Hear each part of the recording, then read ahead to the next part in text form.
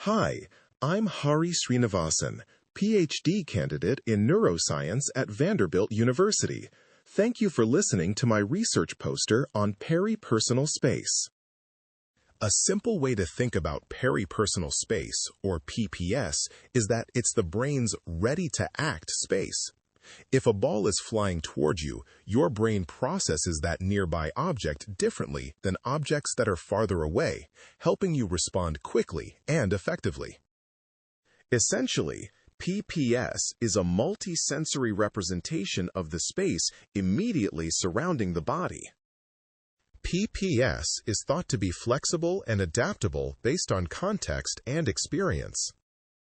Research suggests PPS may be less flexible in autism, which could influence body awareness, spatial navigation, obstacle avoidance, and social interaction.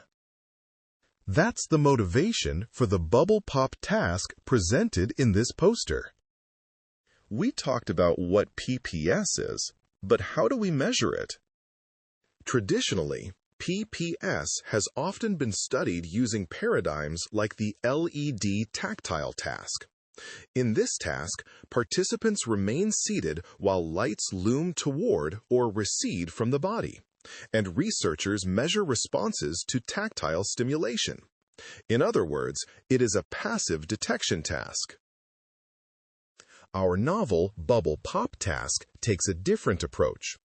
Instead of sitting still and detecting stimuli, participants actively reach out and interact with virtual bubbles in immersive near space. A key difference is that we moved from passive detection to active interaction. Each bubble is presented within a cylindrical volume in front of the participant. Arm length provides an approximation of the PPS, allowing us to distinguish locations inside and outside reachable space. In the static condition, bubbles appear at fixed locations either within or outside the participant's arm length boundary. These trials isolate distance and allow us to test the spatial organization of PPS. In the dynamic condition, bubbles approach the participant at different speeds. These trials allow us to examine the temporal aspects of PPS and when participants choose to initiate a response. We also varied the trajectory of the approaching bubbles.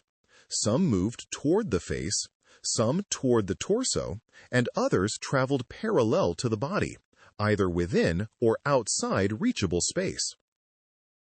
Collectively, these manipulations allow us to examine how distance, speed, and trajectory shape behavior in near space. Our results panel is discussed in more detail in our next video. So, why does bubble pop matter? One advantage is that it moves beyond passive detection tasks. Participants actively reach, move, and interact with objects in near space, making the task more behaviorally grounded. It also allows us to capture dynamic aspects of PPS. Rather than focusing only on whether something is inside or outside near space, we can examine how movement and trajectory influence behavior. The task helps bridge perception and action. In addition to response timing, we can measure movement execution and interaction success, providing a richer picture of how people interact with objects in near space.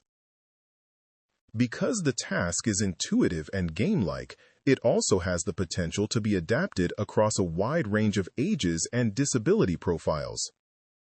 Ultimately, this work could help inform the design of future VR and AR tools that better support motor, sensory, and social functioning.